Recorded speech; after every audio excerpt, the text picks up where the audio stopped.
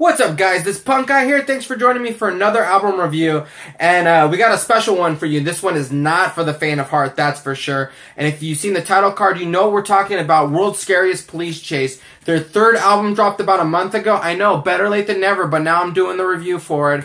Album 3, spelled A-L-B-U-M, just to confuse you even more, because that's what this band likes to do. Here's their album cover for their LP. It's an anime, people pushing people on a teacup ride. I don't really get it. Maybe it's something political. It's over my head. But don't let this weird album fool you. There's pure gold in here, that's for sure. Let's talk about this band. If you don't know who they are a band from Pittsburgh, and they're very satirical. The humor in here is twisted, and that's what I love about it. And that's why I say it's not for the faint of heart, because if you're one of these PC trigger keyboard warriors, you're gonna get offended, and that's what I like about this band. They don't give a fuck about it. So let's talk about the album itself.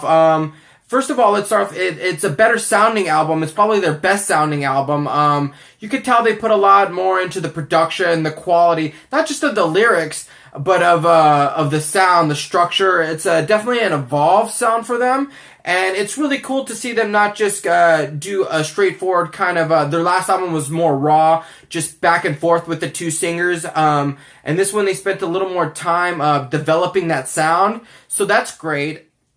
And of course you're going to get that same dry wit, humor, satirical, poking fun at things that shouldn't be poked fun at in our society today, which is great. It's something you don't see in bands. I feel like a lot of bands now are too afraid to be open to what they really think and what they really believe, and this band just kind of puts it all out there. So this album does have a theme, and that's shitting on PC culture in the punk rock community, which is running way too rampant in our scene, and I totally get where they're coming from. And you know what? They know it too, because the first song, or the first track off this album is Modern Baseball War, and the first lyric off of it is, everyone's gonna hate us, and the next lyric off that is, we don't care if everyone hates us. One of the great things about this song is the conviction they have for the no fucks given mentality. So the next track on here is Adolf Hipster, and this was actually a previously unreleased off of an EP, but I think that this song actually really shaped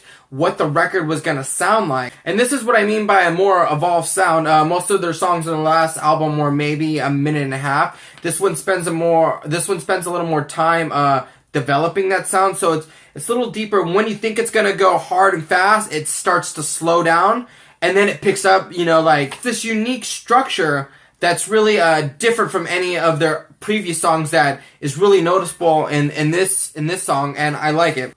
Looks like a hipster, acts like Hitler. If you think the song is about you, it is. So you gotta love these lyrics because they're so relatable. I think especially to older punk rockers who see younger punk rockers that are so triggered about everything. So when I say there's a theme, it's because it does run rampant. There's a couple other songs. How to Glean Everything is another song that has these same things in it. Also, The Shape of Punk to Come is Dumb, which is a great play on the refuse of The Shape of Punk to Come. I never call you a pussy, for that I'd be a dick. I guess maybe I'm just the asshole that doesn't seem to fit. And really, there's no better line that I feel fits me as a person than that line. That's a great fucking line. Like I said, like, these are some really well thought out, clever ways of making people mad.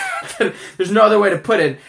You know, they use mocking terms like microaggression and stuff like that to really solidify how funny things are going on in the scene today, but really, you gotta love them for that. So, like I said, either you like them or you hate them. So not every song on this album has that same theme. There is tracks that deviate. One is No Friends, which is one of my favorite songs on this album.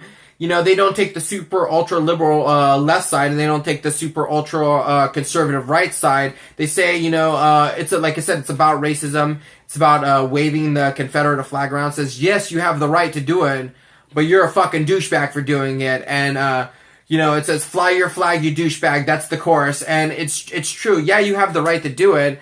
But you know what? I'm not gonna pretend like it's okay. So in conclusion, this album is not offensive to be offensive. They definitely have a message they are trying to show. And of course, one of the messages is There are bigger problems in the world than to be easily triggered by these stupid little things, and to have this group-like mentality and to start thinking for yourselves, and don't let other people tell you what is the right and wrong thing to do.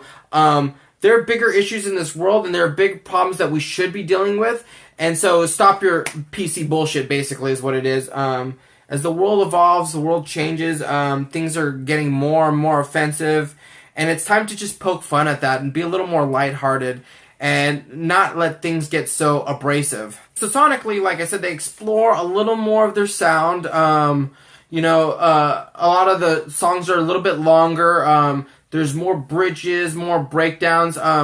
There's really a lot of care in the lyrics. Like I said, compared to their last albums, they're funny and satirical, but with a strong message. So this album is getting a 4 out of 5 stars. This was a really, really strong album, man. I really love it. And the only reason why I didn't give it a 5 is I still think I do love that first album, just because that was one of the bands that came out of nowhere for me. I never really heard them. I just heard a song off that album, and I just kind of like fell in love with them. So that is my Punkin' Drublic for this band. That is the album I'm always going to love and always think the greatest. But this is a strong, strong contender, and probably will be the next one. So check out other tracks too, like Mind Trap. They have a music video for that. It's a really, really good band. I definitely think everyone should check this album out. So thank you for watching this review. Like, add, and subscribe. And until then, guys, I'll see you at a show. Hey guys, what's up? Thanks for liking this review. I hope you guys enjoyed it. I know this can be a controversial band to some people, but if not, you can take it in good humor. It's a really excellent album to check out, so don't forget to like, add, and subscribe, and I'll see you guys in the next review.